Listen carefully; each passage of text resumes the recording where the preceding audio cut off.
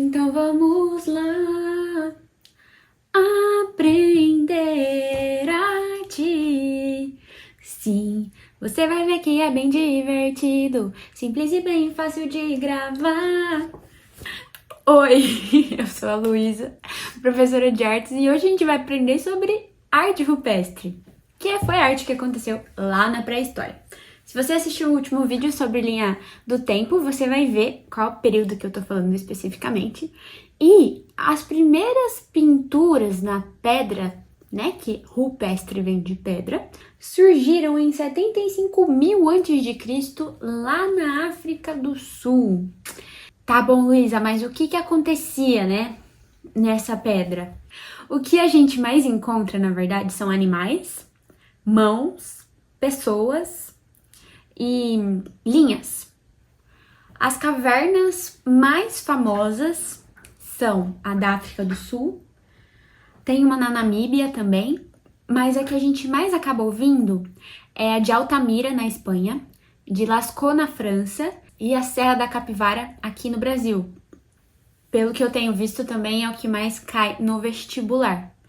E podem aparecer bisões, cavalos, corças, javali, rinoceronte, veados, né? Essas que eu citei acabam sendo mais de Altamira e de Lascaux, mas muitas pessoas, historiadores, eles interpretam, tudo isso são conjecturas, tá? É como se fosse teoria da conspiração, porque a gente não tem nada escrito daquela época, uma justificativa conceitual, igual a gente tem dos manifestos artísticos de hoje em dia. Mas o que é suposto é que os homens faziam esse tipo de pintura na pedra como uma forma de retratar o dia a dia, sim, mas também como um ritual. Por exemplo, amanhã eu vou caçar um bisão. Então, hoje eu vou desenhá-lo na parede para já profetizar, premeditar que ele vai morrer amanhã. E aí eu me sentia mais forte para matá-lo amanhã. Mas isso, gente, não tem como a gente comprovar. São significados que as pessoas foram dando. Porque na caverna de Altamira, por exemplo, é uma das poucas cavernas que tem pintura logo no começo, né? Também, né? Porque tem muito lá pra dentro. Mas a maioria são pinturas muito lá dentro que a luz natural não bate. Então, o que o homem ia fazer tão distante da Terra assim, né? E eles usavam pigmentos naturais, porque, lógico, naquela época não existia indústria. Então, a gente tem presença de pigmentos ocres, de carvão, de brancos. E uma imagem muito comum é a imagem das mãos. Tanto as mãos carimbadas quanto as mãos em negativo. As mãos carimbadas é aquela atividade que a gente faz na escolinha quando a gente é criança, que a gente passa a tinta aqui e pá, carimba. Aí fica certinho o contorno da nossa mão. Mas a mão em negativo, o que é o negativo? Para quem teve contato com a fotografia analógica, o negativo é aquela foto que a gente tira e aí para ser revelada precisa passar a luz e ela revela o contrário do que tá na foto, no filme.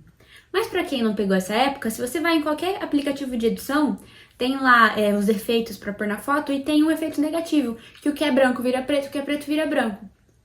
Então, a mão em negativo, ao invés da gente pintar a parte de dentro da mão e deixar o externo branco, né, entre aspas, da cor da parede, a gente vai deixar o contorno da mão em branco e pintar o de fora. Que tem gente que explica que eles colocavam o pigmento aqui assim, carimbava essa mão aqui na parede e fazia... Então, a mão faz uma máscara para a tinta. A tinta, lógico, vai pegar na mão, mas vai pegar no contorno que tá aqui fora. Então, quando eu tirar minha mão, vai ficar sem pintura ali, porque a minha mão fez uma máscara e não deixou cobrir. Essa imagem é uma das mais famosas. Mas uma coisa que é importante a gente ter em mente, né? No começo, lá no Paleolítico, o homem ele era nômade, ele não parava no mesmo lugar assim, ele esgotava os recursos naturais daquele lugar e ia passeando, andando, e aí nisso ele foi andando pelos continentes. Depois, a passagem do Paleolítico para o Neolítico se deve à descoberta do fogo. E isso levou à revolução agrícola. Então ele passou de nômade a sedentário, porque agora ele conseguia se proteger dos perigos da noite, dos animais ferozes, com uma tocha de fogo. Ele conseguiu aprender a cultivar a terra. Então quando a terra se esgotava, ele vai lá e plantava mais. Que aí surgiu a agricultura, ele começou a domesticar animais.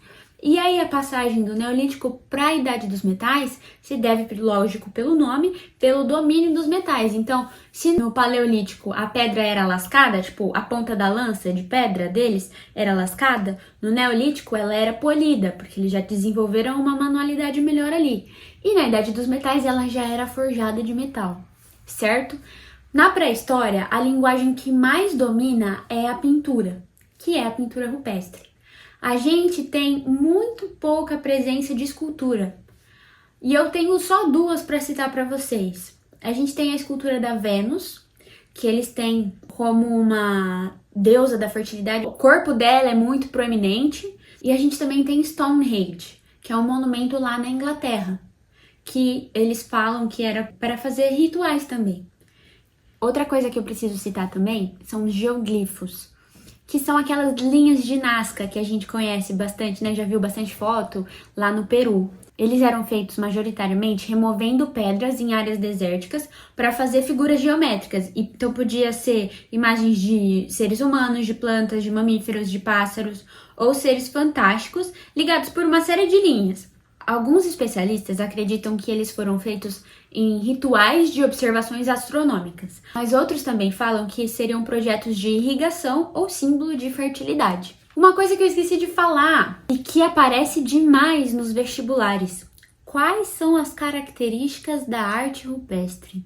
Naturalista, realista. O naturalista, ele está escrevendo, pintando uma forma, então não é abstrato. Então eu sei, por exemplo, nessa pintura aqui, eu sei que é um ser humano. Não são formas geométricas tipo triângulo, quadrado, círculo. Você pode até achar, por exemplo, aqui tem um círculo, mas não é uma forma abstrata. Só que, por exemplo, eu sei que essa pintura não é realista, porque dá pra perceber que foi pintado. Diferente, por exemplo, do Renascimento, que ele é mais realista. Eu não tô comparando de forma alguma a arte rupestre com o Renascimento. É só um big de um exemplo extremo para vocês conseguirem gravar o que é realista, o que é naturalista. Mas por que a gente fala que a arte rupestre, então, é naturalista? Porque a gente consegue identificar, isso daqui é uma figura humana, isso daqui é um bisão, isso daqui é um boi, isso daqui é um javali. Ok. E por que a gente classifica como realista? Porque eles faziam volumetria em algumas cavernas.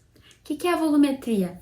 É você colocar, por exemplo, tá batendo essa luz aqui. Então, se você vai desenhar o rosto, você põe uma cor mais clara desse lado para fazer a luz e mais escura desse lado para fazer a sombra. Então, você cria o volume do rosto. E eles faziam isso com os animais. E eles usavam as protuberâncias da parede da caverna, né, das pedras, para colocar o volume. Então, se tinha uma parte que era mais abauladinha assim, eles usavam para fazer a barriga do bisão, por exemplo. E aí, ao olhar, você percebia que a figura saltava aos seus olhos. Então, a gente tem uma, se eu não me engano, é em Altamira, que tem um boi, um bisão, que é muito bonito. Assim, muito bem trabalhado, sofisticado. Você vê que tem um sombreado ali naquela imagem. Coisa que não é qualquer um que consegue fazer. E lá naquela época, antes da escrita, antes de Cristo, as pessoas já tinham capacidade para fazer isso.